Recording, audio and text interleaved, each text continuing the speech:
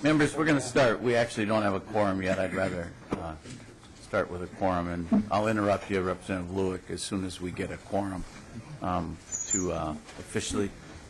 Members, I'd like to bring the Environment, Natural Resources Policy and Finance Committee to order. Representative Fenton, you want to move the minutes of March 24th? So moved, Mr. Chair. Discussion? Seeing none, all those in favor say aye. Aye. Opposed, nay. Minutes are adopted. Members, we're going to move the agenda around a little bit. We have one member who's not on the committee that actually is supposed to be somewhere else at the same time. So, Representative Lueck, I would like to move House File 1096 for possible inclusion in a later bill. Good morning, Representative Lueck. If you want to explain your bill, and then Representative Lueck, at some point we'll potentially lay your bill over, and you may leave, but we may have a broader discussion. I've had a number of folks mention to me they wanted to take this opportunity because I think a lot of the DNR lands type of people are here today. So don't be offended if we continue to discuss land things, but you have to move on. Representative Lueck, welcome. Thank you, Mr. Chair and members. Obviously, this bill today has to do with how we manage school trust lands, and it was put together by the Legislative Permanent School Trust Land Commission. So there are a number of us that are members of that commission that are carrying bills that have to do with how we manage that.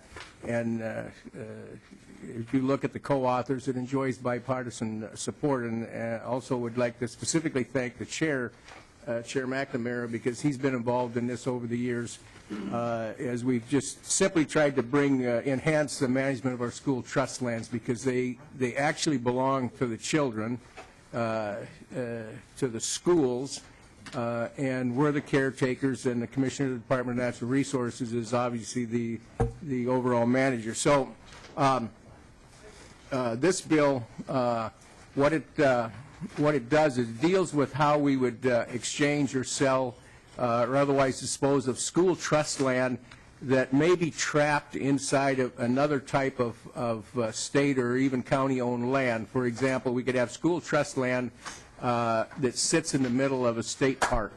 The state constitution and current state statute requires that we generate the maximum amount of revenue that we can that would go toward funding our schools from that property. Well, that may not be possible in some scenarios where you have a piece locked into a property that we've decided has a different use. And this started back when the state was formed. That's when we created and designated all this land. So we're working on a hundreds of years process here. This bill just simply gives the commissioner a very clear new tool, not necessarily a new tool, but it clarifies it, and would allow for condemnation proceedings. And I'm sure the hair goes up on everybody's neck when you hear condemnation proceedings. We shouldn't be concerned about that, because what we're really talking about here is a process to move property within state government. In other words, it's already government owned. So the way this would work is to ensure that we've got a clear, transparent process there. If we've got a piece of land in a state park or a wildlife management area that belongs to the school trust fund, we would just go through that process, which requires third-party appraisers to come up with a fair value market price for that property, and then we would simply, for example, sell that property out of the school trust fund over to maybe wildlife management or parks and recreation. Those dollars would then go into the school trust fund in accordance with our state constitution. So when we hear the word condemnation, we're talking about a friendly process that's transparent, it's third party, and the second part of that is that costs money, obviously, and we've discussed this amongst the Land Commission folks. We would suggest that for a starting appropriation that we begin at $20 million, and you'll see that's the second section 2 of the bill. That would provide the Commissioner of Natural Resources with the money to start this process, and so that may raise your eyebrows, but we've already examined this in detail, and we have probably an $85 million, the estimate is about $85 million worth of property sitting over here where we can't maximize the revenue from it, it's in other forms, like I say. And so this $20 million number is just the beginning, and we're going to be back at this year after year. So with that, any questions?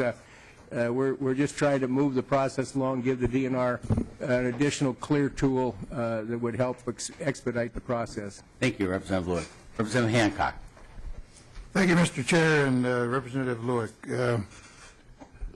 I'm back here. I remember carrying a bill that would have taken 86,000 acres out of the Boundary Waters canoe area and traded it for some land in Chippewa Forest and other areas with the federal government, with the idea at the time that the land and the value of the land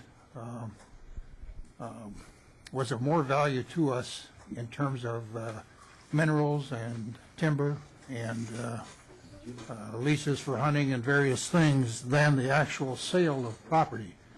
I'm concerned when I hear that we're going to sell school trust fund lands, and I'm just wondering if indeed, I understand that we don't have a director of the school trust fund lands yet other than the commissioner, and we talked then about the three-legged stool and the commissioner maybe not being the person that should be in charge of.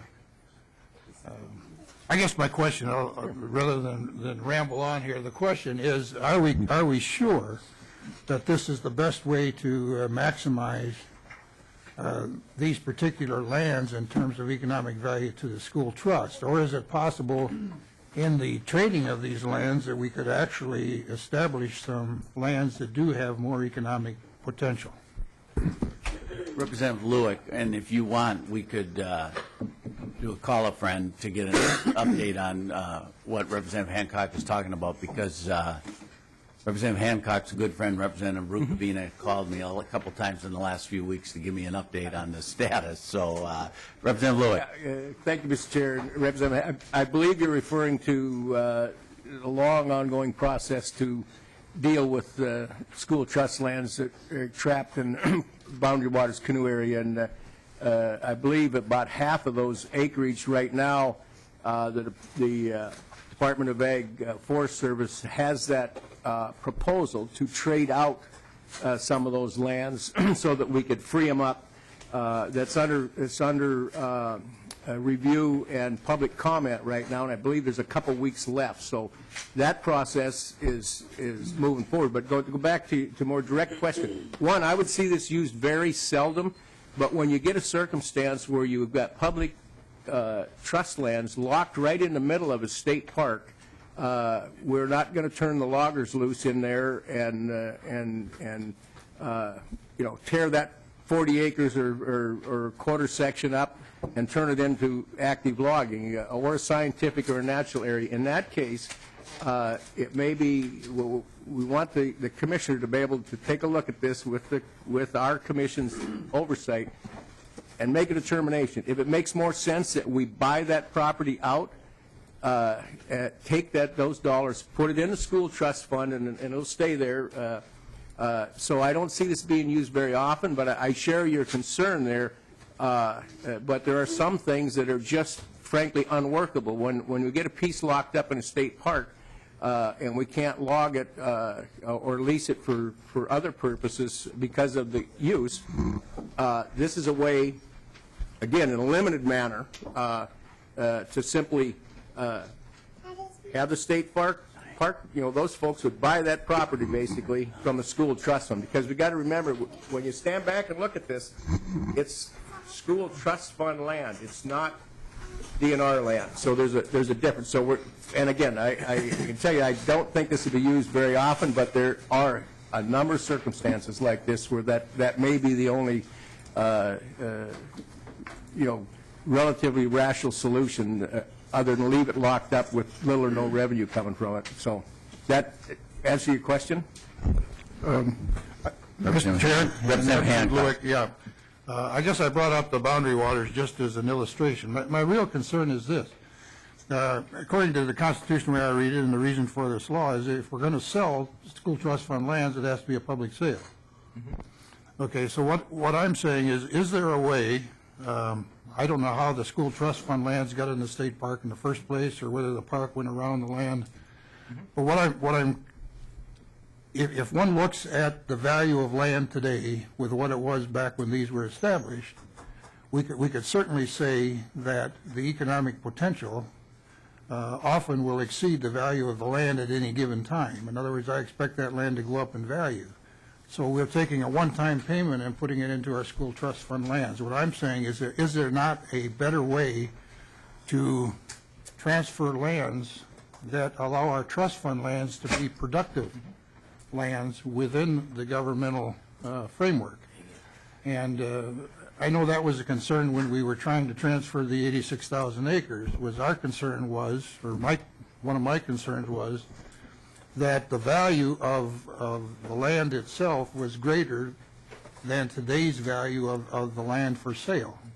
And I just want to make sure that before we divest ourselves of land for the school trust, that we've maximized the potential economic benefit to the school. So that's more of a statement than a question, but I feel, obviously, I feel rather passionate about this, and I want to make sure that our kids are getting the top value for their land. That is all. And that's a point well made, Representative Hancock. Representative Fenton. Thank you so much. Talking about selling the land trust, I just thought I would ask, and Mr. Chairman, I don't know if you can answer this, or Representative Lueck, I'd like to know if we've hired a new director yet for the School Land Trust Act. And are they here? Representative Fenton, I do not see the gentleman that, we do not have a school trust director. We need Mr. Meyer to come down. If you want to give us an update, Commissioner Meyer, welcome to the committee. If you could identify yourself for the record. Mr. Chairman, members of the record, Bob Meyer, Department of Natural Resources. We kind of have about 2 or 3 different school trust land discussions going on at the same time here. The bill before you today is to provide a funding source to buy out the school trust lands that are currently encumbered by water access sites, the 50,000 acres of peatland SNAs that the legislature designated as school trust land, old growth timber sites that we need to maintain for a forest certification and things like that. All of the trust land has already been taken out of the parks. We've exchanged that land already. So this is, we did an inventory as required by statute in our 2012-13 school trust report. The inventory identified 50,000, well, you have the 51,000 acres of peatlands, also over 17,800 acres of old-growth forest designations, 7,000 acres of native prairie, 207 public water access sites, and over 16,000 acres with high and outstanding biodiversity. That these funds would be used to buy those out of the trust and compensate the trust for those priorities or characteristics that we need to preserve for the Minnesota, for forestry, for production, for water access sites. So that's the purpose of this bill, is to come up with that. And actually in 2011-12, when the trust discussions also put in statute that we need to come up with a mechanism to buy these lands out. So what this is doing is providing that mechanism to begin this buyout of these encumbered school trust lands, so to speak. So, Commissioner Meyer, then why don't you go to the second discussion? Do you want to give a quick little snapshot on the update of the exchange, and then we'll go to the third discussion? Sure. And that's a very timely discussion, and actually our trust lands director, Aaron Vanderlyn, is dealing with those issues right now. Public meetings are taking place. There's a public meeting tomorrow night we're hosting for the U.S. Forest Service at the DNR buildings. I believe it starts at 4 to 7, an open house, talking about the discussion. It's the last of 4 or 5 of those meetings, I believe. We're in the process of identifying funds. We need to work with the federal government to get funds for their part of the NEPA, or the environmental review process, and that we will be seeking funding as well in the future to begin this exchange. It's well underway. We've made far more progress, I think, than people have thought in the last several years. There is strong interest within the Forest Service to get this done, so we're working with them to move forward administratively to get through with this exchange. So, Commissioner Meyer, if you could, referred to Mr. Vandal, and if you could tell us what his current position is, and then answer the third question, Representative Fenton's question. Mr. Chair, members, yes, Mr. Vandal then is with the DNR. He's our school trust lands director, so he works independently, reports to the commissioner, overseeing our trust lands management, making recommendations on sales, transfers, exchanges, and also management practices related to those lands directly to the commissioner and to division directors. And the third Representative question needed to be Fenton's refreshed on. It was, as the governor appointed the position he was supposed to appoint Mr. Chairman, approximately 3 years the ago. application process closed several weeks ago. I believe they're in the process of scheduling interviews and getting that taken care of. The Department of Administration is taking care of that. It is a Department of Administration position, so they are doing the hiring. I know that the application closed 2 weeks ago, probably, maybe 3 weeks ago, and I was waiting for a meeting to get set up, a briefing on that for update actually later this week. Okay, follow-up, Representative Fenton. And thank you, I'm good, thank you. Representative Dill. Thank you, Mr. Chairman. Well, I'm going to support the bill because we've really created a no-way-out situation in these things. No one really wants the land because they don't have access to it in general within the state parks. We did this to ourselves in our thirst for establishing public land and state parks and wildlife management areas and scientific and natural areas. And so there needs to be a way out, and this is a mechanism to get out that meets the requirements of the Constitution, which it requires a sale to the public auction, a trade of lands for equal value, or a condemnation. Now, I'll tell you how thirsty we are for public land and to satisfy the needs of people to roam. And in Voyageurs National Park in the mid-'70s,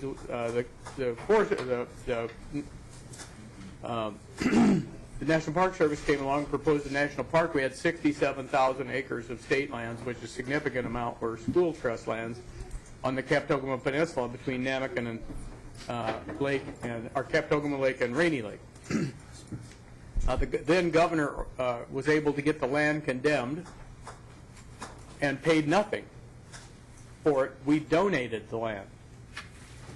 We donated it to the federal government so that we could get a national park. And so this is a heck of a lot better deal to be able to find an appropriation, pay the school trust, get this land off the inventory of the school trust. It's within these areas that we created, so we did this to ourselves. And this is a mechanism. It's not the best mechanism. I don't like it. It's just a way out of the wilderness on this issue. And lastly, regarding the one question about the trade pending in the boundary waters, it doesn't show. I know that they had the study group, and of course everyone has weighed in on that and done all of this, and now they come forward with a proposal.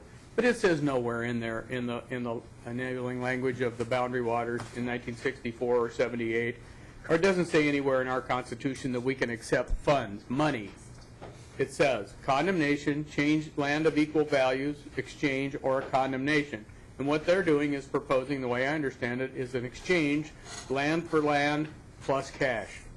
And that violates, in my estimation, the but they have us over a barrel because we need to be able to have an economy up there, and we need to be able to log and mine where appropriate. And so I'm sure that this will move forward, and the DNR is working with them. That's just, I don't agree. I think we should stick by the principles of what our Constitution says. But we are really in trouble with the federal government. They are the ones with the big stick, and they don't speak softly. So I support the bill for that reason. Thank you, Representative Dill. Representative Dill, I have one question to your point, and I don't think I missed it, but can't they, through public auction, also sell school trust land? That's one other option. That's There are three options, and one is a condemnation, one is a public auction, and one is exchange of lands for equal value, those three things. And if you'll remember back when you and I were first elected, Representative McNamara and Representative Cornish, that on Trout Lake on the north side of Lake Vermilion, near your hunting shack, Representative Brookavina, that's a motorized lake in the boundary waters, and you can take up to a 25 horse there. And Representative Brookavina wanted to sell at a public auction the land on an island in Trout Lake in the boundary waters, and everyone was saying that Gino Palucci was going to buy it just because he could. And so, I mean, that didn't go very far. But, I mean, that's an example of how that would work, is to have a public auction and some person would come forward, or some entity maybe it would be the Nature Conservancy, or someone would, or some one of those land organizations would come forward and buy it. So that's the Thank you. answer. Representative Green. Thank you, Mr. Chair. Representative Lueck. Part of my question has already been stated, but instead of the selling of this property, have you looked into why we're not exchanging it? And Representative Dill was correct. We did this to ourselves. It was, in my opinion, irresponsible to start boxing this land in the way that we did. But what about exchanging it as opposed to selling it? Because Representative Hancock is right. You're limiting yourself from future income on this property. Representative Lueck. And I think as previously mentioned, this is just one potential option.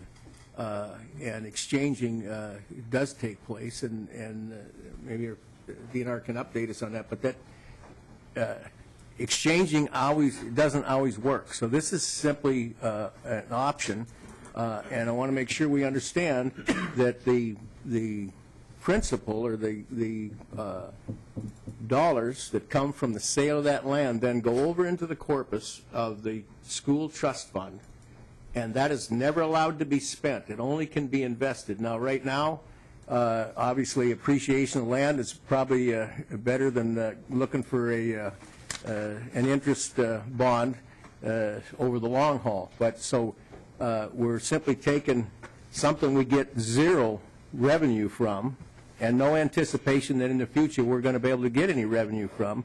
And in that case, in a very special case, pull the dollar value out, put it over in the corpus of the trust fund, and then that has to be invested rationally, and then that revenue from that investment is used. So, and this is not the only, as I said, this is just one sliver of three major processes here. So if we could just focus on this one, and this is likely not being used often. And the important thing here to remember is what this does is, in fairness to the DNR, it provides a third party to go through this process, so it's not like me buying or selling a piece of property from my son or my dad. In other words, in the family. So Thank you. it's very important that we understand that. Okay, thank you. Representative Green, you're good? Yeah. Thank you. Representative Hausman. Thank you, Mr. Chair. I've authored a number of bonding bills this year, and every chair I've asked for a hearing has said we're not hearing bonding bills this year. This is a bonding bill. Representative Hausman, this bill is here because we needed to have a discussion about school trust land and DNR land in general, and it was a good vehicle to bring that discussion forward. Or do you want a more honest answer?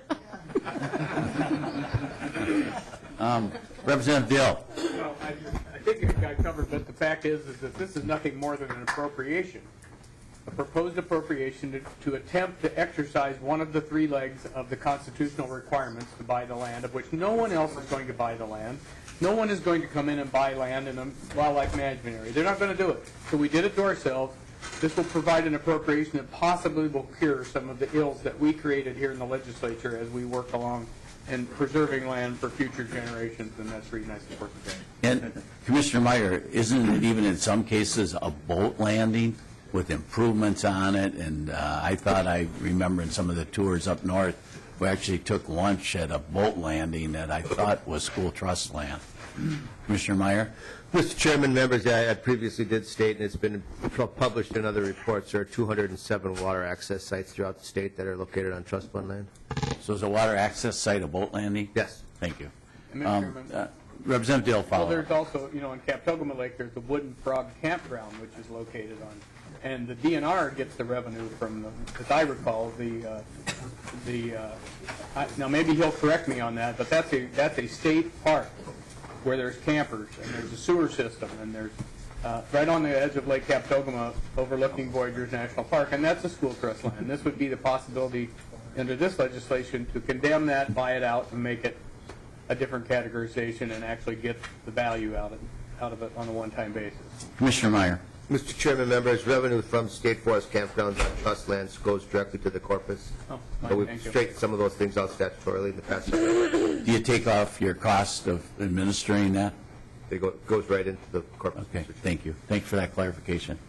Representative Fabian, I think you have the last question that relates to Representative Lueck's bill, and then we may have a broader discussion about some land issues, if that works for folks. Thank you, Mr. Chair. Representative Lueck, I want to be clear on, we've had a little bit of a discussion about the school trust fund lands director not being appointed yet. But I guess what I'm curious to know, what is your intention in your bill as to how the director is going to become involved in this process? Representative Lueck. Thank you, Mr. Chair. The job description, I guess for lack of a better word, would be a principal that would be involved working with the administrative folks on executing this when it's necessary. So, and what's really important is that individual will be sharing with us, and when I say us, I'm talking about the School Lands Trust Commission, sharing with us that whole process, and if they need assistance from the commission, we'd be ready to do that. But this simply gives that individual that position within the Department of Natural Resources, and with a direct link, obviously, to the governor, to focus directly on those types of things. And this, I say, we would hope this wouldn't be everything he does, but this or she, but this would be one that would be very important. It basically puts a clear tool, right in that tool bag for that individual. Representative Fabian, follow up? I'm good. You're good. Is anybody in the public, Mr. Arnosti, are you wanting to speak to this? No. Representative Dietrich, are you wanting to speak to this? Ms. Dietrich, if you could come down and identify yourself for the record and who you represent.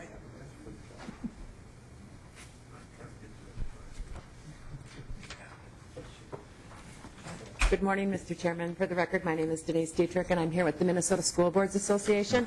And first of all, I want to welcome Representative Lueck to the School Trust Lands Commission. It's nice to have him on the commission now.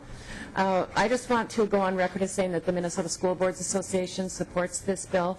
This is a really important bill that the school education groups and the environmental groups can get behind, and for a lot of the reasons that we just talked about. But I do want to bring up just a couple of points that were addressed, and that is that this land that is held and for potential sale, that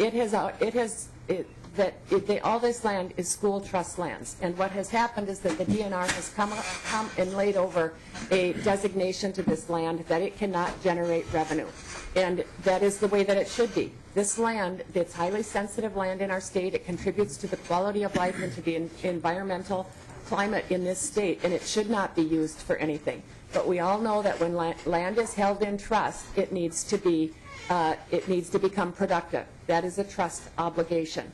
And so it is our duty to make sure that the land that we own is productive. And with this land, the best solution is probably a outright sale. And if some of you might not have read it, but in the 1998 legislative audit report, they actually stated that the state should be buying out all of this land because letting it sit in trust with these designations is in breach of trust. So in the past, there has not been that much attention paid to this issue, and years have just gone on, and we designate more school trust lands with highly sensitive categories.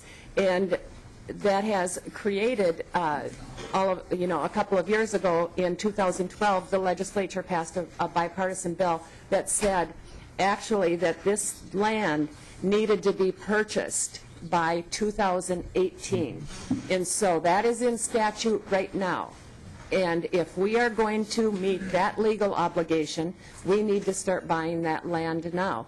As was mentioned by the representative, that it has been, the land with those designations has been valued at about $85 million.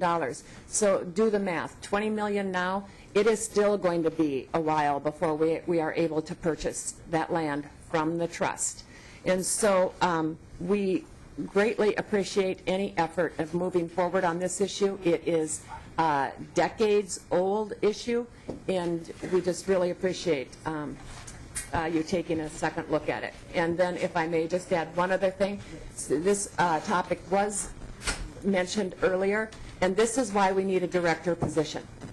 We need a director who can identify this issue and just continue to move forward on it on a daily basis, day in and day out, on behalf of the children. And I just want to also mention, with that director position, there is no way that they are just going to take a whole clump of land and just say, let's sell all this for $20 million. They need to be very cognizant of the fact that they are to be making short-term and long-term decisions on the trust lands, and that they should be taking each acre one by one and evaluating what should happen with that piece of land, and also taking the advice of many others. Thank you. Representative Hansen, you have the last question. Thank you, Mr. Chair, and Representative Dietrich. Looking back at, I think I heard you say 85 million by 2018. Is that correct?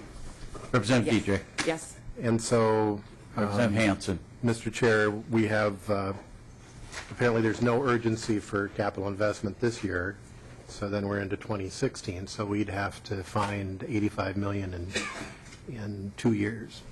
Am I correct in that? Ms. Dietrich. No comment? Mr. Chairman, Representative Hansen, yes, that is correct. But, when I have testified on many of these bills already in previous years, and like I mentioned, this has been going on for decades, and I always used to close my statements with, don't anybody hold your breath. We have seen many bills like this already. So, you know what? Any progress, and at least get the ball rolling, would be greatly beneficial. That sounded like a closing comment. Representative Lueck, anything to add? Only would request that you support this bill, Mr. Chair. And Thank you. members, thank you. Appreciate you being brief, Representative Lueck.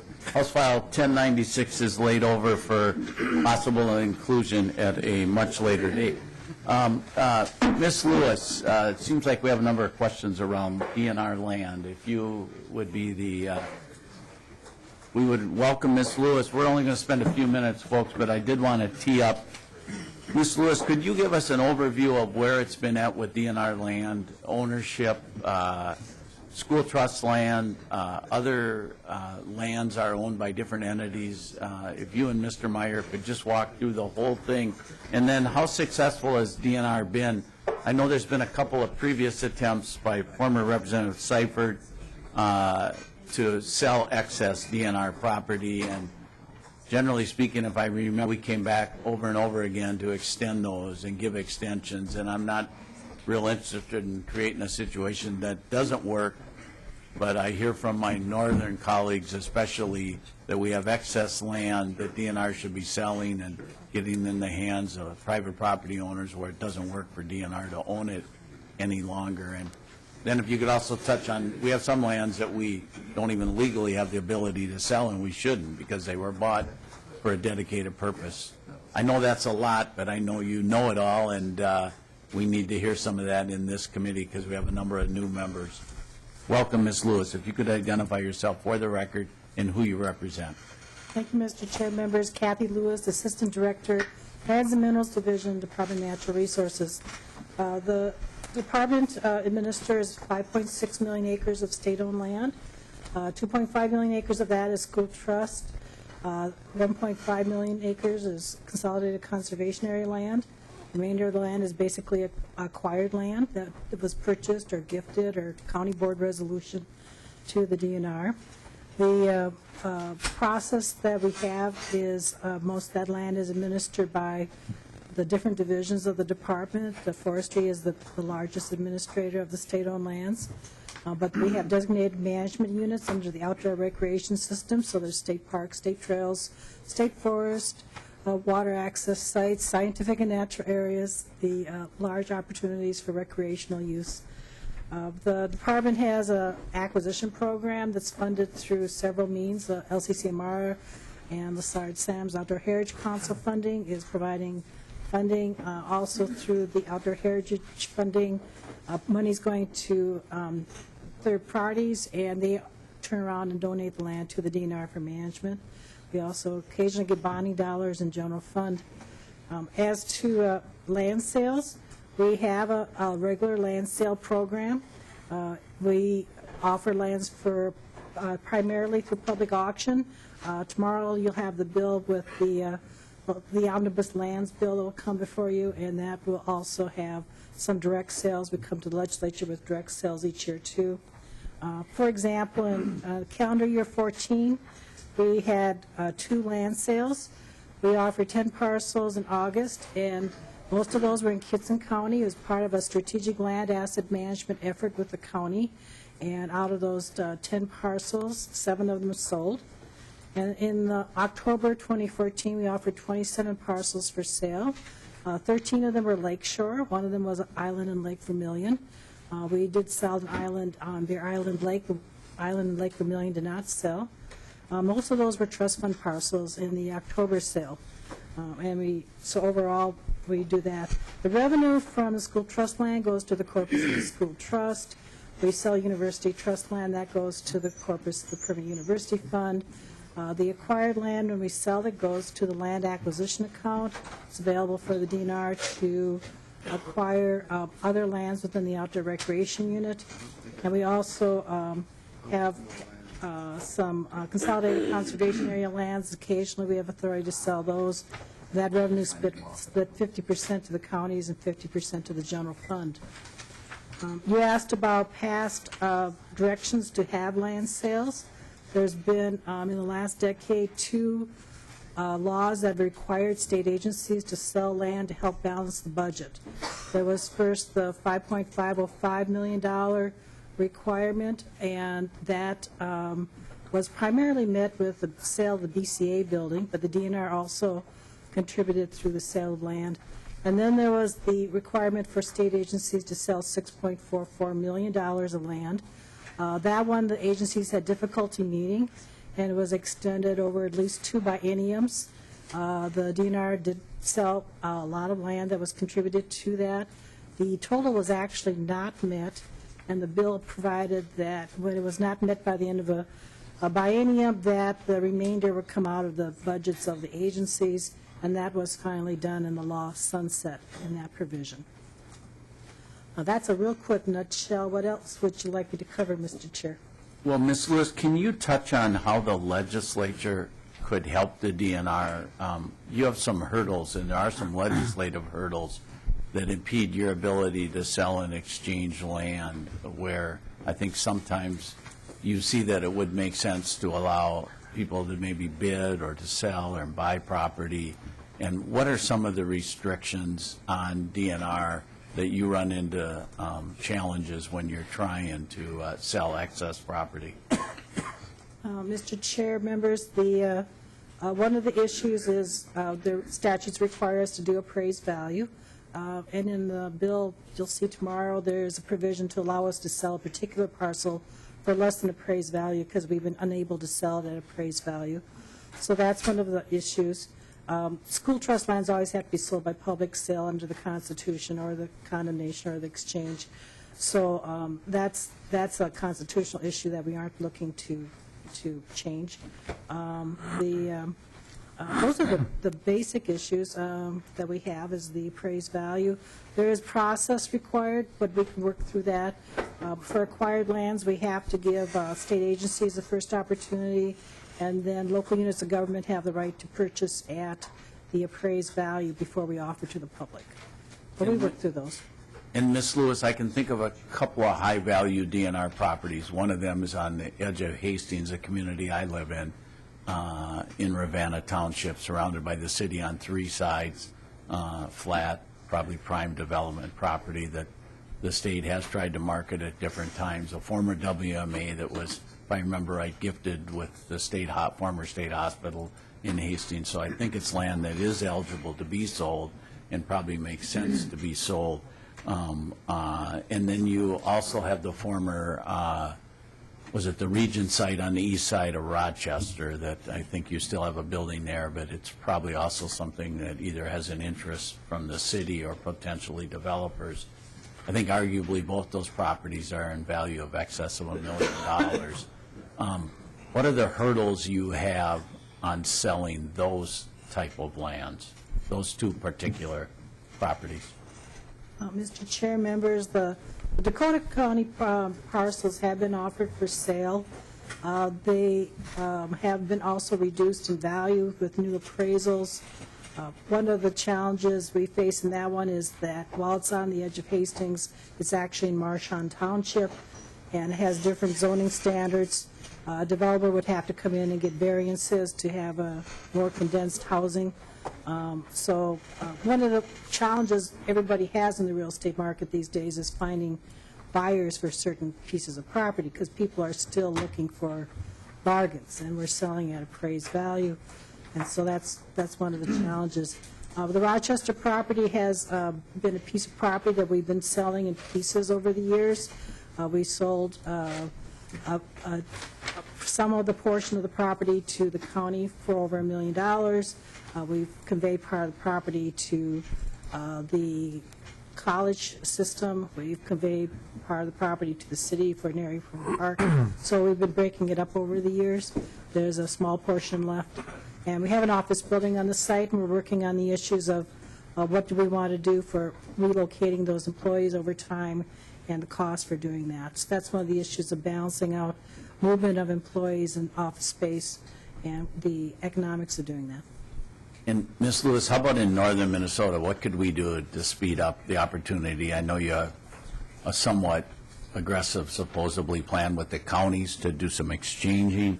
And then don't you run into some challenges in northern Minnesota when you have to do some checking for Native American artifacts? I don't know if I'm using the right word then. And then how about special endangered species and stuff? Do they come into the conversation and your ability just to sell land? Do you have to note some of those things, and why would that be? Can't the new owner do whatever would need to be to...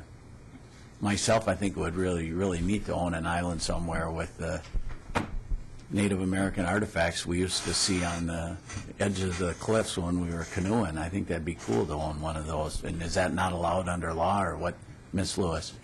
Mr. Chair, a part of the process with the school trust lands is to be identifying properties for sale. We identified some properties on Lake Vermilion to sell. What we have to do under the state law is the Minnesota Historical Society looks at whether there's suspected or known archaeological sites, and Lake Vermilion is an area with a lot of Indian activity in the past. So for the island that we offered, we had to have an inspection by an archaeologist, and it was cleared for offering, but there's another island there that when they inspected it, they found a spear point that was 10,000 years old, and it needs more study by the archaeologist before we can work through the process of selling that property. We also have an ongoing program, as you mentioned, the Strategic Land Asset Management Program, that is working with the counties to identify parcels to sell or exchange. In Roseville County, for example, we ended up with land sales. But we do have exchange projects going on in Aiken and Blake and St. Louis and Knabec. We also are having a project where we're looking at small isolated parcels throughout the state and looking at potential of offering some of those for sale. And that's part of the regional meetings that are ongoing just this month and into April. Well, thank you, Ms. Lewis. And I don't see any other questions, but I wanted you to come forward just to explain, and now that I said there was no questions, a couple of hands are popping up, including, but I want you to be available as a resource, and if you could, I'm not interested in selling land that we shouldn't sell, but I hear over and over with our aggressive land purchases in southern Minnesota, please evaluate if there's lands that we should be selling strategically, landlocked property that the public has no access to. Representative Fabian and I were looking at a map of one of the northern counties last night, and we see these, 40s and 80s that there's no access for the public to, and it seems just like a no-brainer. I know maybe the appraisal is not realistic of what the value is, but it just doesn't seem to make sense that we continue to have those in ownership. So, I mean, you can't even get into log them, I'd imagine. It's a real challenge.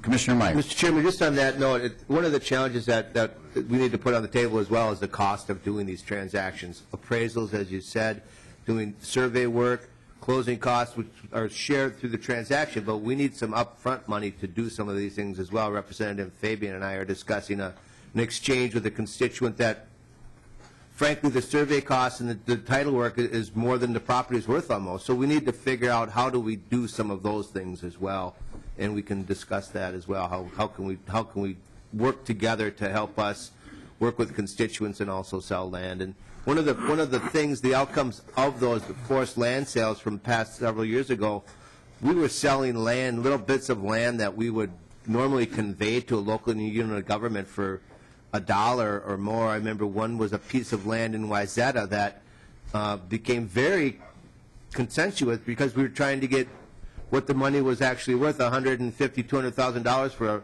piece of land about as big as this room, because we needed to put that money into the general fund. So there were ramifications from that, and there was a law that was passed that prohibited us from selling basically any of the outdoor units, any of the outdoor recreational units to balance the general fund. So that law is still on the books. And I appreciate your comment that you're not looking to sell those types of lands, but looking at what we would call surplus lands and how do we get some of those more on the market. So we would love to work with you on trying to figure out how to do that. We look forward to that.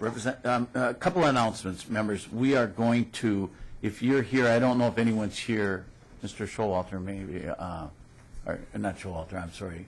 Jerry, are you here for the truck wash? Okay, we're not going to hear Representative Fabian's 1161 today. We'll move that till Thursday, and then we'll, I think the only other, we'll do Representative Dill's next, and then if we get to Representative Torkelson's, hopefully we will, just to let people know this has gone on a little bit longer, but it was good discussion. I have a couple more questions. Representative Hansen. Thank you, Mr. Chair and Ms. Lewis. And Commissioner Meyer just referenced this, but I think we've had a long history of looking at these sales, and maybe my memory is wrong, but we had the 2003-2004 session to sell land to balance the budget, and that took, I mean, are we still trying to sell that to balance the 03-04 budget, or did we take care of that a couple years ago? What could you maybe give some history on that? Mr. Chair. Ms. Lewis. Representative Hansen, that was the reference I had to the $6.44 million requirement for state agencies to sell land, and the DNR participated and sold quite a few parcels. The former Jackson WMA and Stillwater is an example. The legislation was reenacted for several years because the state agencies were not meeting the requirement. It got close to $6 million, and at that point, the bill provided that if it wasn't renewed, the state agencies had to absorb the difference out of their budget, and that the DNR was tapped for part of that too, and so that bill sunset at that point, so it's not a requirement any longer on the books. Follow-up, Representative Hansen. And Mr. Chair and Ms. Lewis, so, and that journey took us through, I think, what Commissioner Meyer was referencing, the bill to prohibit some sales, but we also had legislation to facilitate that, to sell at below appraised value in order to accomplish that liquidation. Is my memory correct on that? Ms. Lewis. Mr. Chair, Representative Hansen, yes, there was both the provision that the DNR could not sell property within the outdoor recreation system to meet the general fund requirement, and there's also a provision that the DNR is allowed to sell some parcels up to 25% off appraised value in order to help meet that requirement. Follow-up, Representative Hansen. And Mr. Chair, and to the testifiers, so whenever we start on this, particularly if it's any issue to resolve budget issues or to liquidate public assets, I mean, if my memory is correct, that took about 10 years to go through this for $6 million. And we've heard continuously today and before about purchasing and the thirst for purchasing public lands. And I think maybe, Mr. Chair, you misspoke about the aggressive land purchases in southern Minnesota. I don't think there's been aggressive land purchases in southern Minnesota or even in the metro area. And I think there is public desire to add to the recreation system, whether it's parks and trails or whether it's scientific and natural areas or whether it's wildlife management areas in the southern part or in the non-conifer part of the state. And so I think that I understand Representative Dill and other folks' concerns in the northern part of the state, but the state is very diverse, and it would seem there'd be some way to balance out this, where there are people who want some of the land acquisitions, and there's the opportunity for contiguous, and there's an opportunity for connecting either on trails or within the system, whether it's the outdoor recreation system or the parks and trail system, to make some of that, because there are willing sellers everywhere in the state. So the prioritization, and maybe that's the land asset management system that you've developed to say, where is the best priority? Where can we make that? And then we have to have the opportunity to appropriate the money to make that happen. Is that what's happening? Or Mr. Chair, I think Representative Hansen, you did a good job of wrapping up just where we're at. If you want to give a final I just comment. want to say exactly that's where we're at, strategic land asset management, implementing the prairie plan, looking at those ways, but we also need to have a discussion after break about how do we pay those real estate management costs as well, because that's one of the biggest barriers we have to do this work. It's not, we don't want to do it, it's not, we don't have land we can liquidate. It's paying for those costs and getting it done the right way. Thank you. And thank you, Ms. Lewis, for coming in. Mr. Meyer, thank you, Commissioner. Next, let's do Representative Dill. Why don't we do your 1410? I know there's some testifiers here, and I would like to get through Representative Torkelson's bill also today, if we could. Representative Dill, I think we need to actually move this bill on to taxes, if I remember right. Representative Dill. Thank you. Mr. Chairman, Chairman McNamara, members, I'd like to move the House Bill 1410 to be passed and referred to the Taxes Committee. Welcome. Go ahead with your testimony. I think you have an amendment, Representative Dill. The A1 amendment, I'd like to move the A1 amendment, and I'll briefly describe the A1 amendment. One of the things that's prohibited in rule by the Department of Revenue is the allowance of a paved trail on any enrolled land, and that certainly makes sense. However, in the case up north, there's a large landowner, RGGS, that is willing to grant an easement to the Mesaba Trail, which runs from the Mississippi River all the way up to Ely, eventually to Ely. And this is actually meets some of the requirements in the Sustainable Forest Initiative Act to increase public access. So what this does is very finitely allows for a landowner like RGGS to allow a paved trail and not remove the balance of the land from the SFIA program. The land where the easement would be removed, but not the land, the thousands of acres beyond that. So that's what the amendment does, and I'd like support for the amendment to get the bill in the shape that I'd like it. Discussion to the A1. Seeing none, all those in favor say aye. Aye. Opposed, nay. The amendment's adopted. Representative Dill, any more to explain your bill before we hear from the testifiers? Well, actually, Mr. Chair, I'd like to just give a brief summary of how we got to where we're at, if that suits the chairman. This bill, the Sustainable Forest Initiative Act, began in 2001 when Representative Howes passed the bill into law and made the first appropriations to pay for land that would have covenants placed upon it for 8 years and would promote forestry, ecological protections, and recreational access. The plan, I'm going to call it SFIA instead of Sustainable Forest Initiative to shorten it up so everyone knows what the acronym is. The SFIA program required that it have a forest management plan. And so I think it's interesting that with the governor's proposal for the 50-foot buffer, we have about 800,000 acres that have forest management plans that are certified lands, the timber is certified, the management is certified, and in a lot of cases up north where this massive tracts of lands are, they will very likely meet all of the requirements in the governor's legislation for buffers on streams and riparian areas, etc. The objective, as I said, was for environmental, recreation, and commercial values. There is the 2014 appropriation to support the entire program, which included 750,000 acres enrolled in the program, was $5,273,000 for the enrolled acres.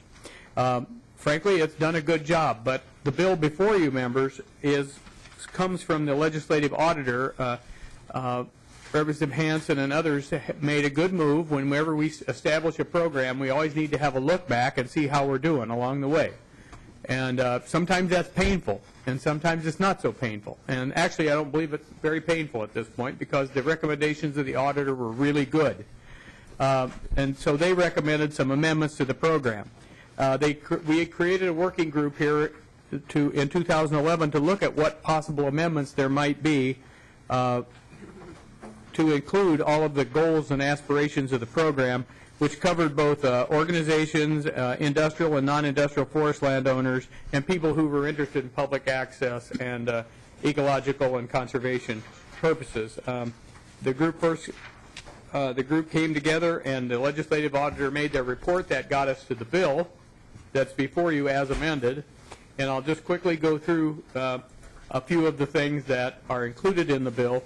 First off, Mr. Chairman, there is a fiscal note on the bill, but it's all general fund implications. It doesn't come out of the environment target, and so taxes would deal with fiscal note. So if there's any questions on the fiscal note, what I'd like to do is to, I will answer them, but I'd like to just let that pass on through to the tax committee because it'll be Senator Skoye and Representative Davids that will be working on this document on the fiscal note. But it's all general fund impacts, and this program is funded from a general fund appropriation, the $5,700,000. Any questions for Representative Dill on the fiscal note that will be discussed in taxes? Seeing none, go ahead, Representative Dill. Okay, so looking at what the auditor said in his recommendation, that the legislation should tie the sustainable forest payments more directly to the SFIA goals. And so we used current law and added specificity for the benefits and its characteristics and to make this an incentive program rather than a tax program. Now, I would think that we would have that appropriation in the environment target rather than the tax target, but it's just staying that way because it's a general fund appropriation.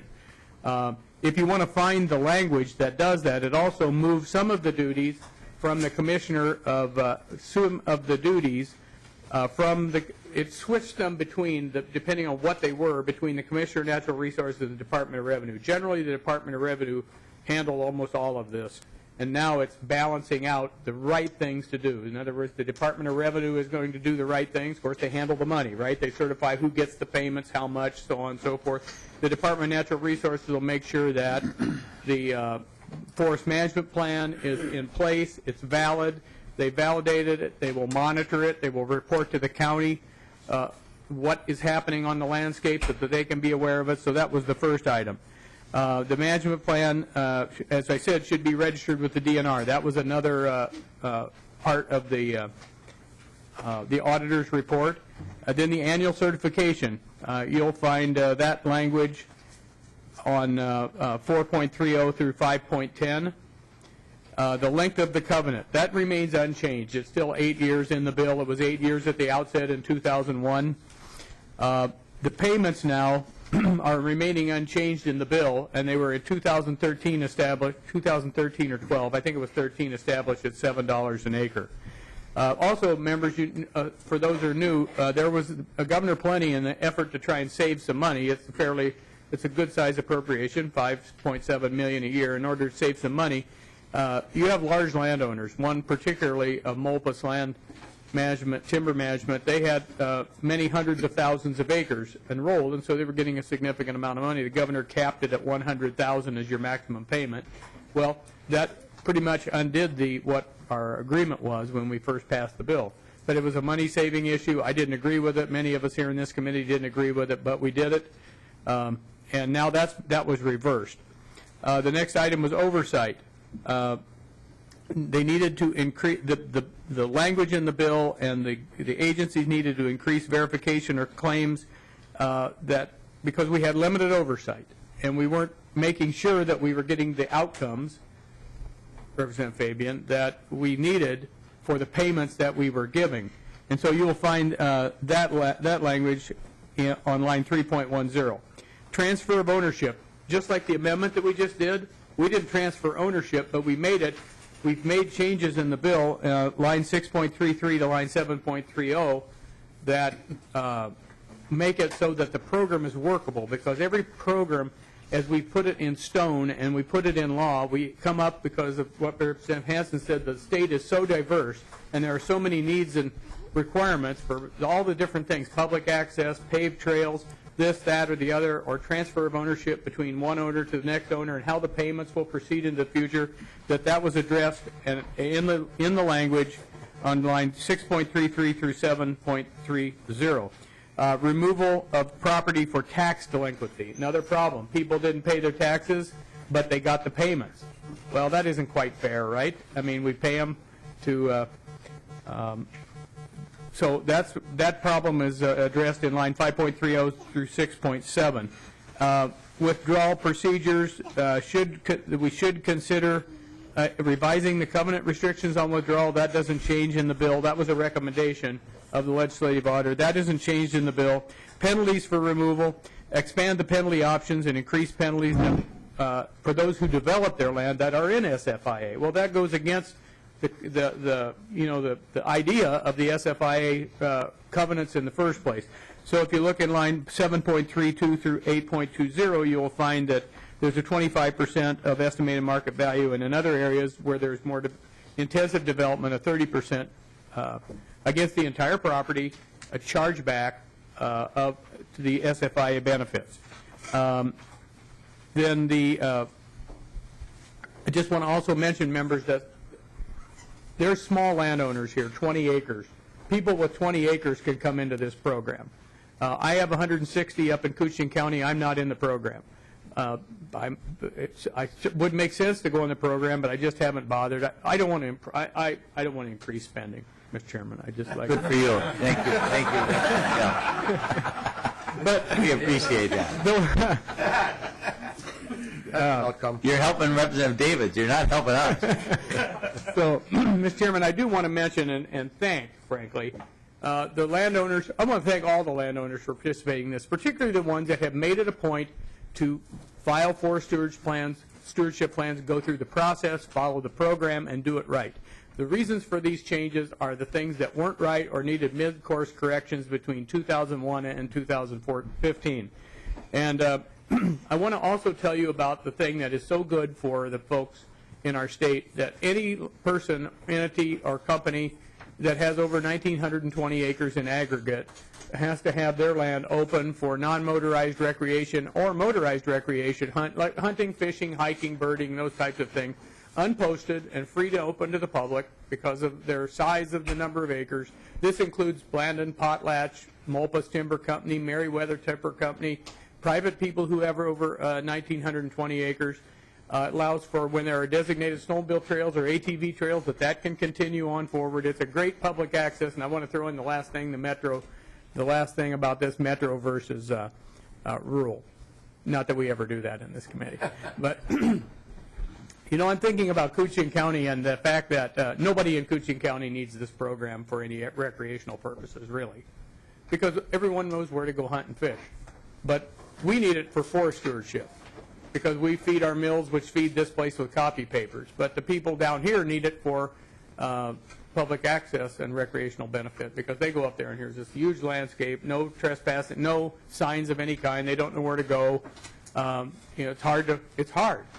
And so that's the value of the program. And so I gave you a great overview, I think it was a great overview of the whole program, the bill, and all its wonderful changes. Thank you, Mr. Chairman, and I saw you going like this. Representative Dill, you might have done just what we needed, because I'm not sure how much the testifiers need to add. So I assume their testimony, I have 4 of them, is going to be rather short. Mr. Hibbard from Minnesota Forest Resource Council, you want to come forward first? And then we have the Minnesota Forestry Association is on deck. Welcome, good morning. Mr. Hibbard, am I correct? Isn't it Dr. Hibbard? For some reason I'm thinking that. I usually don't put that on there. I know you don't, but you earned it. Dr. Hibbard, if you could identify yourself for the record and who you represent. Sure, Mr. Chair, committee members, my name is Calder Hibbard. I'm the policy analyst for the Minnesota Forest Resources Council. Appreciate the opportunity to speak with you, and I can keep it real brief because Representative Dill covered just about everything I was going to. We believe that this is an important program. These lands enrolled in this program provide the state with timber supply, jobs, other forest products, hunting and other recreational activities, wildlife habitat, and protection of water quality, to name a few. As Representative Dill mentioned, the stakeholder group put together last year to respond to the auditors met a number of times over the past year, developed a set of recommendations to address the SFIA audit from the Legislative Auditor's Office. House File 1410 addresses both the recommendations from the Legislative Auditor's Office as well as the responses from the stakeholder group going forward.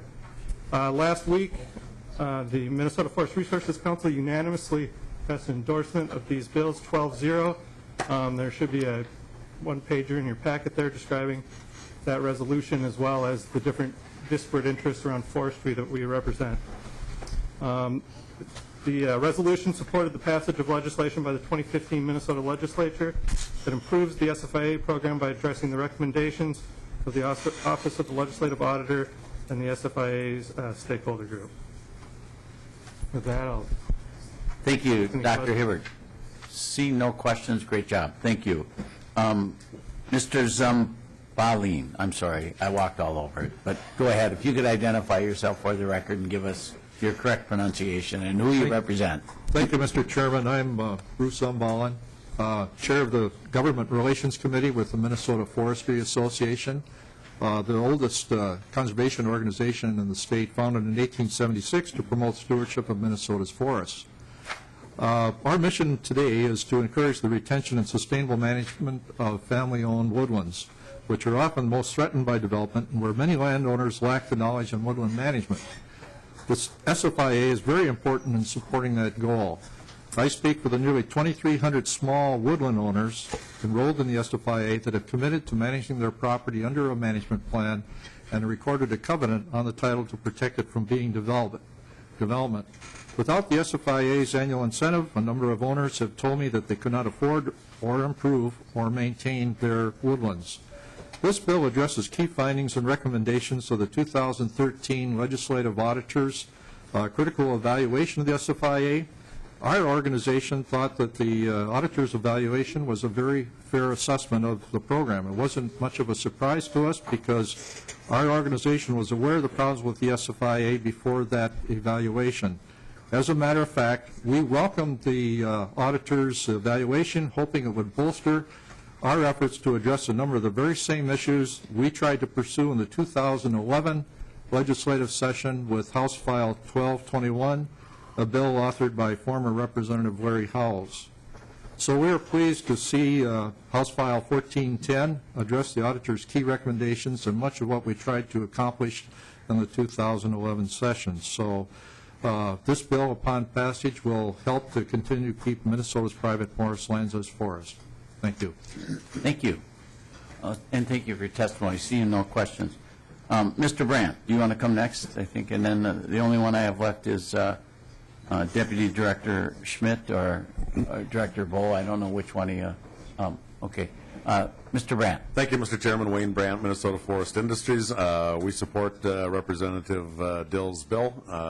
We seek to continually have this program be improved, to be more robust, to address the issues of parcelization and improve the benefits provided to the public and the environment.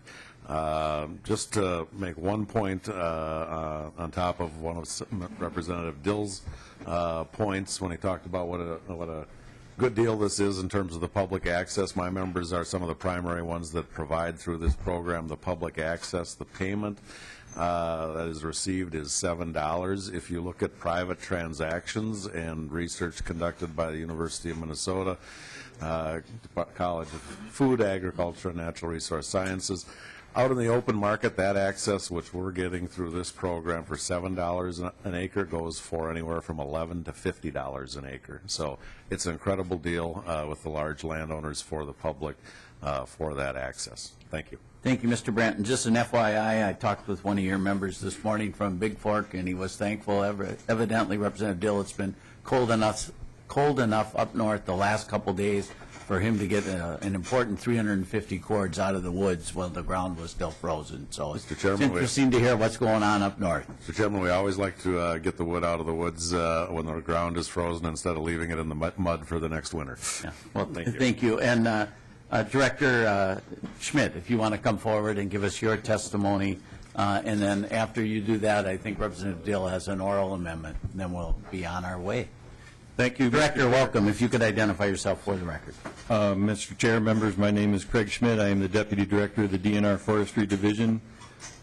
We also support this bill. In the earlier part of my career, I was actually the private management forester in Baudette, Minnesota, so I've written dozens of stewardship plans for landowners who participate in the program, but more importantly, probably hundreds, if not thousands, of acres of project plans for those people where they were planting trees, harvesting timber, doing other things to improve their lands, and this bill certainly supports those efforts. We recognize that the transfer of administration from the Department of Revenue to DNR has some implications for us. As Representative Dill points out, we've submitted a fiscal note and asked that as the bill moves forward, we look for a reliable and stable funding to fulfill those obligations. I do want to mention monitoring in the bill. The legislative auditor points out, and we agree, that for the long-term integrity of the program, it's important that we are certain that what's happening out there on the landscape is what the people are paying for through these incentives. The bill does have a monitoring component where enrollees will report annually the management practices that have taken place on their land, and it would be our responsibility to monitor that. I think moving forward, we think there's probably a need somewhere along the line to have boots on the ground looking at what's happening to these properties. We're very kind of uniquely suited to do that work. We monitor a number of things, including forest management guidelines, and this could simply be an extension of that work for future thought.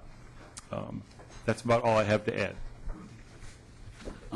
Thank you, Director. And actually, I have to apologize. Representative Hansen, I've been paying a little too much attention to young Heinzman here, Jane Heinzman, and she borrowed my pen to play tic-tac-toe, and I forgot to write down that you had a question, and I don't know if it was for Mr. Brandt or not. So, Representative Hansen. Thank you, Mr. Chair, and it was, but that's okay. I think Representative Dill and to the DNR, do you believe with these changes that we will get more sustainable forestry, we'll actually get practices on the ground, that the outcome is going to be what the intent of the bill was? Representative Dill. Thank you, and thank you, Representative Hansen. Yeah, I think the answer is yes, because I believe that there are things that happened out after the program was enrolled. These things happen, where we don't have the monitoring. Going to what he said, I hate that's the Bob Meyer word, boots on the ground, but Commissioner Meyer, boots on the ground. But I mean, we really have to. If we're going to have a program, of this magnitude, you have to have monitoring. I think that there are things that fell through the crack on the way to the party here today, and those things we'll be working at to try and fix. And so the answer is yes. And then the second answer to that is yes. We'll know that it's a sustainable thing. We'll know that it's meeting the requirements of for ecological reasons, for forest protection and forest management reasons, and for ecological reasons. So I think the answer is win-win-win. How's that? God, not a win-win, but A triple win. Okay, thank you. I don't, you have an oral amendment, but is there anybody in the audience who wants to speak for or against the bill? Anybody in the audience to speak for or against the bill? Representative Dill, do you want to move your, I think you have a small oral amendment? And I do have an oral amendment, Mr. Chairman. I'd like to move the oral amendment and have Ms. Taylor read it. It's on line 1.21 in the bill, first page. On the first page of the bill, Ms. Taylor. Mr. Chair, members, the amendment would read on line 1.21, delete the second and insert a comma, and then after ecological, insert comma and recreational. So, Mr. Chairman, that makes it consistent throughout the bill of what the goals are. Thank you. Any questions on the amendment? All those in favor of the Dill oral amendment say aye. Aye. Opposed, nay. The oral amendment's adopted. Representative Dill, do you want to renew your motion? I would like to renew my motion to House File 1410 as amended be repassed and re-referred to the Taxes Committee. All those in favor say aye. Aye. Opposed, nay. Representative Dill, you're on to taxes. I believe Representative Torkelson, you might have Mr. Chair, the... one more thing on this. Representative Dill. There is a Torkelson bill that has to do with SFIA. We heard it a few days ago, and I expect that we will have, these bills will collide in the Tax Committee, and all of the details will be worked out between them. I think that we're both working towards the same goal. Okay, so that's a tax issue, and thanks for that information, Representative Torkelson. Thank you, Mr. Chair. House File 1327 is a bill to help fund our SWCDs. I have a DE1 amendment. I'd like to move the bill for possible inclusion in your omnibus bill. Thank you. Representative Torkelson, go ahead with your testimony. I'd like to go ahead and get the bill in the shape I'd like it to be in by moving the DE1 amendment, Mr. Chair. Go ahead, Representative Torkelson. Oh, you got to move the amendment, DE1. Sorry, I was trying to do two things. And that's not even with little Heinzman, so sorry, I apologize. Where are we? Thank you. The DE1, I would move the DE1. Oh, you already moved it. Discussion to the DE1 to get the bill in the shape the author would like. Not seeing any. I'm sorry. Representative Hornstein. I have a question. Go ahead. So is the $11 million, Representative Torkelson, that you have in this DE amendment, is this the entire appropriation? Is it an additional to the $8 million that we had in the past for this? This is Representative Torkelson. Thank you, Mr. Chair. Representative, it's $11 million each year for 2 years. It's additional funding. So, Mr. Representative Hornstein. Mr. Chair and Representative Torkelson, in other words, this is new money then, in addition to what we've had in the past? Representative Torkelson. Thank you, Mr. Chair. Representative, I believe it is, yes. Okay. Thank you, Mr. Chair. Representative Horn. Okay, thank you. To the DE1. All those in favor say aye. Aye. Opposed, nay. The DE1 is adopted. Mr. Chair, I also have a small oral correction to the DE1, and I believe Ms. Taylor will explain. Ms. Taylor. Okay. Mr. Chair, members, the amendment would read on line 1.10, delete district and insert county. And Ms. Taylor, that'll now be to the bill because we already adopted the DE1, right? Yeah, it would be to the bill, since the DE1 is now the bill. Okay. Any questions to the Torkelson oral amendment? Seeing none, all those in favor say aye. Aye. Aye. Opposed, nay. Representative Torkelson, is your bill now in the shape you want to discuss it? Yes, Mr. Chair, it is. Thank you very much. Thank you. Go ahead. This bill actually addresses a very important issue in the state of Minnesota, and that is funding our SWCDs right now. There's some unevenness across the state. This bill not only supplies some base funding to SWCDs, additional base funding, but also encourages counties to participate in the funding of SWCDs. In the interest of time, I will cut my testimony short, and I have a testifier, Mr. Chair, who is ready to enlighten us. Thank you, Mr. Representative Torkelson. Proceed with your testimony. Please identify yourself for the record. Mr. Chair, members of the committee, my name is Ian Cunningham, and I serve as president of the Minnesota Association of Soil and Water Conservation Districts. I'm also an locally elected board member for the Pipestone SWCD. Thank you for the opportunity to speak today on House File 1327, I'd especially like to thank Representative Torkelson for his support and his work on the bill. Mr. Chair, I'd like to begin my comments with a very brief background on SWCDs and then get into the fiscal issues that we are facing, and finally how this bill addresses those issues through a general funds appropriation. Minnesota SWCDs are a special purpose local units of state government established under state law Minnesota statute, Chapter 103C, to carry out conservation programs at the local level. SWCDs are unique in their work. They work with local private landowners to help them manage and protect land and water resources on all private land. Each SWCD has a 5-member locally elected board of supervisors to set policies, provide local input, and ensure oversight and accountability for the districts. SWCDs provide tremendous state benefits, some seen, some unseen. Structural conservation practices are easy to see. Not so easy to see are the important management practices that SWCDs implement. Regardless of whether you see it or not, SWCD's work is critical in making sure that all Minnesotans benefit from the protection of our soils, lakes, streams, and rivers. None of our work is automatic or accidental. It must be planned for, promoted, funded, and installed every day across the state in cooperation with landowners and managers. As our state's soil and water resources face greater threats, the demand on SWCDs grows greater, and we are the local implementers to make sure our state stays on track with state and federal conservation programs. While the need has grown, it has not been coupled with the funding necessary to meet that need, which is why we are here before you today.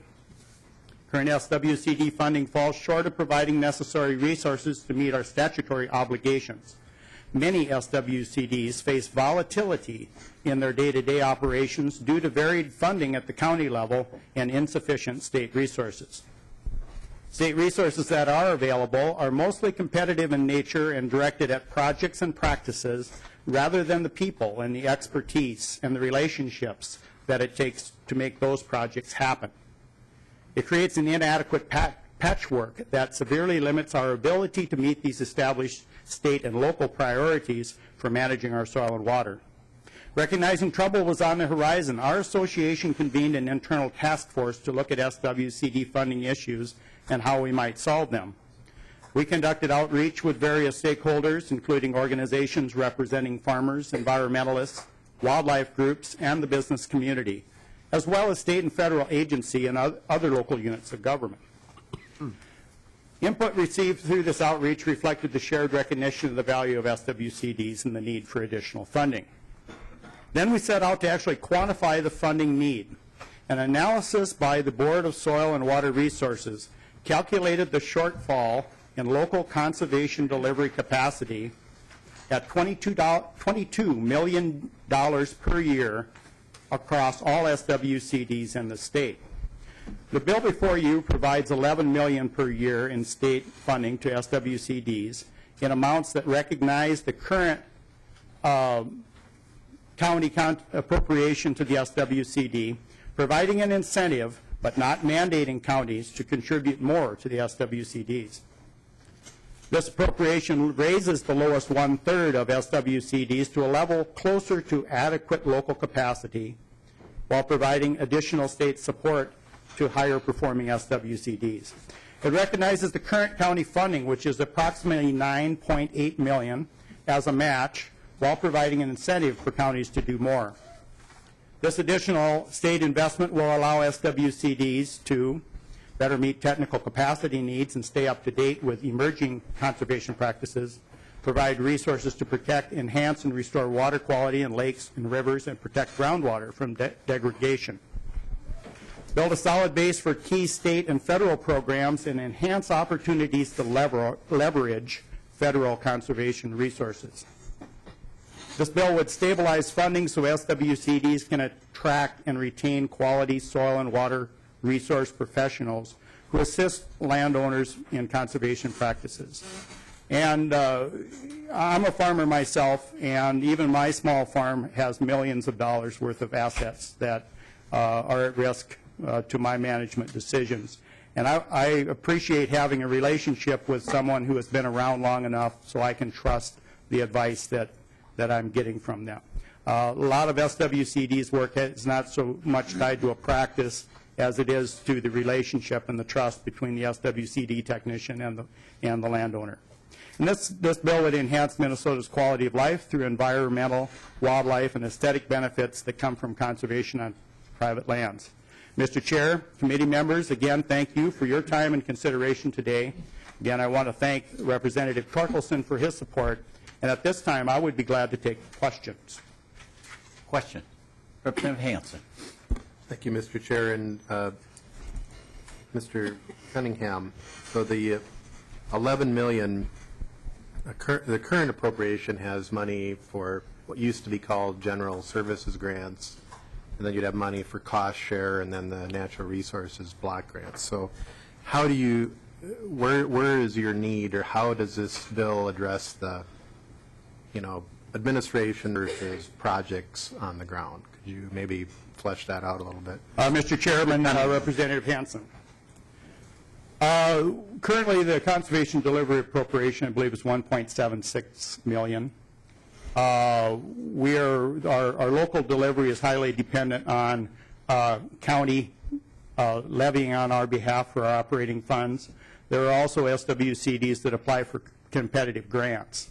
And the downside of that is when you get a competitive grant, you need to increase your conservation delivery capacity, you hire a person who knows that their tenure in that job may only be a couple of years. So they don't set down roots in the community, and they probably are looking for other opportunities right away. This funding would help provide additional resources beyond the current conservation delivery resources, that we can provide this predictable funding so we can have conservation professionals that have relationships and are trusted with the people that it's their job to work with. Representative Hansen.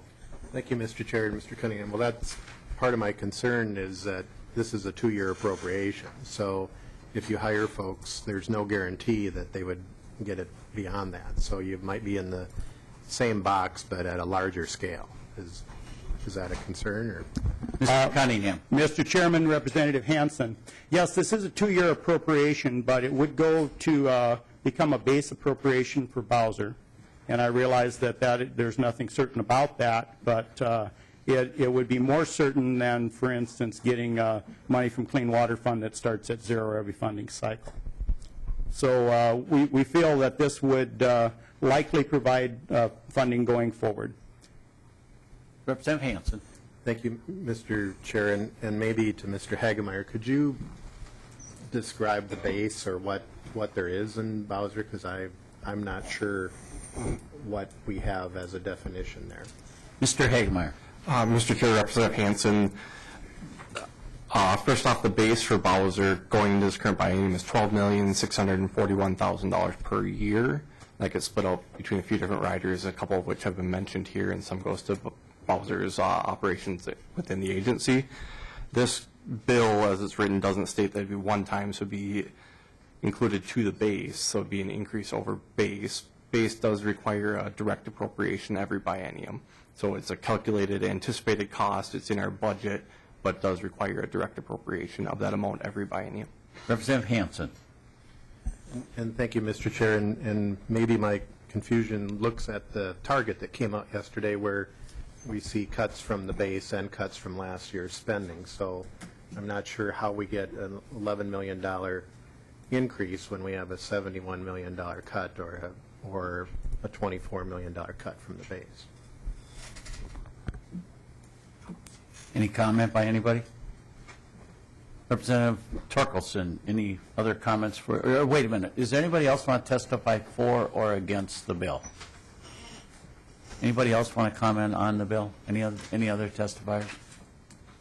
Representative Torkelson, you want to make some final comments? Yes, I do. Thank you, Mr. Chair. I would just like members to note some of the other materials that are in their packets, letters of support for this bill from a wide range of groups interested in agriculture, groups that don't necessarily always partner together on ag issues, but there's a recognition that this work that SWCDs do all across the state of Minnesota is very important work, but the current funding is inadequate. This bill really represents an opportunity for state and county government to partner on funding these SWCDs without a mandate, but what does encourage counties to take a more active role.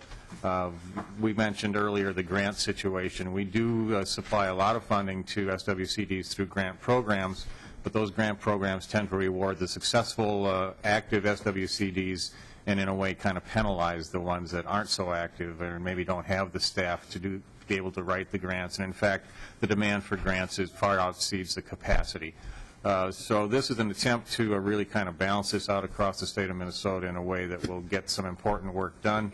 It seems like there's always interest in doing more work all across the state. This focuses the facilitation for that work on a local basis, which I believe can be the most successful. Mr. Cunningham described the important relationship between landowners and trusted SWCD employees. With that, Mr. Chair, I would renew my motion that this being laid over for possible inclusion. Thank you. House File 1327 is laid over. Members, next we'll do Representative Fabian's House File 1161.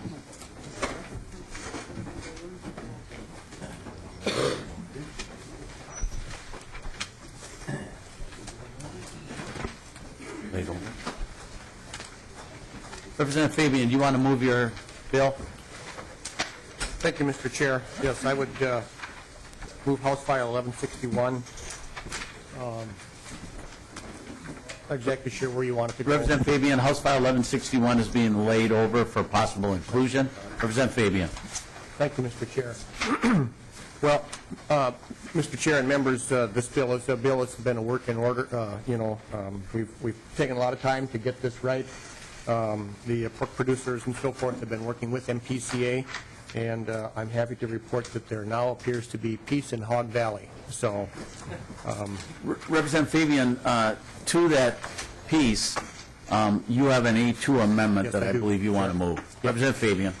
Yes, I'd like to move the A2. This is the language that has been agreed to by MPCA and the pork producers. The A2 amendment, as you have before you, I'll probably let MPCA speak to this just a little bit. But basically what we're trying to do is help out the small guys here, the middle-sized farms and so forth with their truck washing. Dr. Hartman has testified here in committee about the value of making sure that, we get these things cleaned up. So. If you could identify yourself for the record and who you represent. Sure. Mr. Chair, members, my name is Mike Nelson. I'm the legislative coordinator at the Pollution Control Agency. As Representative Fabian had indicated, MPCA did work with the pork producers in trying to come up with an appropriate language on the amendments themselves. What this does is there's two parts to it. The first part of the amendment, in the past, feedlots that would wash their trucks at an off-site location, if they were less than 50,000 gallons, did not require a permit. This would move it up to 100,000 gallons per calendar year. The second part of the amendment looks at the training requirements for the application of that wastewater. And what this does is it excludes the training requirements in certain situations there for this particular for the feedlot operators themselves. Thank you, Mr. Nelson. Do you want to bring down the testifiers, Representative? Are they even interested in testifying? If we got peace in the valley? I wonder, do one of you want to come down and confirm you got peace in the valley, or you want to nod, or how you want to do that? Mr. Chair. Looks like they're just going to nod. Representative Fabian. Thank you, Mr. Chair. And members should have the letter here from David Chrysler to kind of outlining the agreement and who this is intended to help out. Mr. Schoenfeld was here. He left earlier. I'm not exactly sure where he is. That's who's been working the hardest on this with MPCA, but there is broad agreement here. And my understanding is there's a simultaneous hearing in the Senate is where he is at. So Representative Purcell has a question. Thank you, Mr. Chair. On the amendment language, just a couple of points to clarify, if you would. First one is, what's an average application rate, gallons per acre? What are we talking about putting on? I'm trying to get a handle on that 100,000 number. Mr. Chair. Mr. Nelson. Sorry. Mr. Chair, members, what the 100,000 is in terms of the washing of the trucks themselves. And so if we look, we were told it's about, or we estimate around 300 gallons per truck wash. But how, when they apply, excuse me, Mr. No, you're Chair, okay. Thank you. When they apply it, when they're going out and they're putting this on ag ground, right? What's the application rate on the ag ground? Any idea? Representative Fabian. Thank you, Mr. Chair. I see Mr. Schoenfeld is here. Now, he might be able to answer that better, but the amount of waste that's actually in this water is very, very small. It's probably what is generated by 3 or 4 pigs or something like that. So it's really quite minimal. Mr. Schoenfeld, did you hear the question, and if you could identify yourself for the record, and maybe after you answer the question, confirm you support the bill. Mr. Chairman, my name is Jerry Schoenfeld. I'm working with the Minnesota Pork Producers. As Representative Fabian had indicated, in 100,000 gallons, it's estimated that it would be equivalent to approximately what 1 cow would produce in terms of manure in a year, or 3 hogs. So it's a pretty small amount. In terms of the rates that's applied, you're talking about that under their feedlot permits, they always have to do it under agronomic rates in any case. So I don't think you have any issue there. I guess that's probably I can tell you. Follow up, Representative Purcell. Yeah, I don't think it's an issue either, but when we talk about applying things agriculturally, we talk about what we're doing per acre. That was my question. One other question. What's the industrial byproducts? I mean, is this manure, or what are we talking about? Mr. Chairman, perhaps the PCA could answer as well, but the whole issue of this bill really is the fact that when we're talking about agricultural waste in this case, it is really not an industrial byproduct and it's not commercial. And that's why we're trying to carve out a little bit of specialty here for agriculture, because of the fact that we are talking about private, not commercial, and we're talking about agricultural, not necessarily industrial byproducts as you would think of them. And so I think that the point of that is that it's the small amounts, and I think that the PCA has agreed that it makes sense to do. It seems to be kind of a common sense situation here. But the industrial byproducts is defined by the PCA, and it is and what we're dealing with here is an industrial byproducts PCA that is a permit that is outside of the feedlot permit. Representative Purcell. Thank you, Mr. Chair. I'm not trying to argue. I just, what are we talking about? Are we washing this stuff with chlorine? I don't think so, but I want to know what we're talking about. Mr. Schoenfeld. Mr. Chairman, I apologize. Basically what we're talking about, to give you an idea what happens here, is these trucks, when they're like at Hormel as an example, are cleaned at Hormel. The manure is pushed out and it's done. But there's still a little manure and soap from the bottom. So for biosecurity purposes, what this is about is to basically come in most cases they're steam cleaned, and then they use a sanitizer that dries on the truck. And that's really all there is to it. There's really no other kinds of things that are involved. Representative Purcell. Okay. Representative Hansen. Thank you, Mr. Chair. Mr. Schoenfeld, earlier Representative Fabian stated that the PCA and the pork producers had proclaimed peace in Pork Valley here. I just wanted to make sure that was correct. Mr. Chairman, Mr. Schoenfeld. Mr. Chairman, this bill was introduced in the was heard in the Ag Committee, and we've talked with PCA for approximately 2.5 weeks, making tweaks along the way, and we are peace in the valley, and everybody's happy. So, yes. Okay. Thank you. It sounds like Representative Fabian, we have not adopted the A2 yet. We need to get the bill in the shape you'd like, and then we'll be laying it over. Any discussion to the A2? All those in favor of the A2 say aye. Aye. Opposed, nay. Okay, the A2 is adopted. Representative Fabian would like House File 1161. I'm sorry, Representative Hansen. Or I'm sorry, Hausman. Representative Hausman. Thank you, Mr. Chair.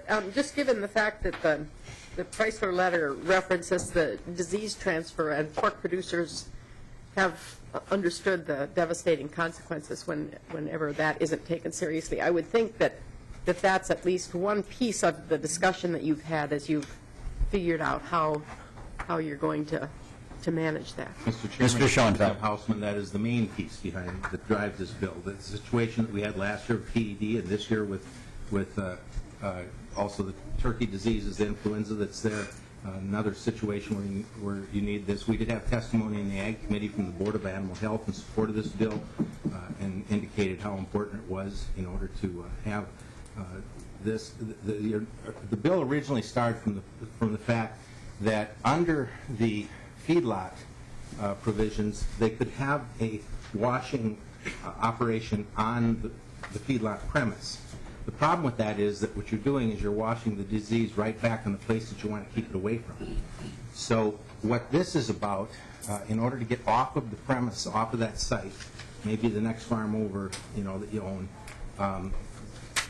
the intention here is to do that, but under the rules of the PCA, you had to do it, even though you could do it under the feedlot permit on the site, under the PCA rules, you had to do it with an industrial byproducts permit. And so we're trying to ease that a bit in order to encourage people.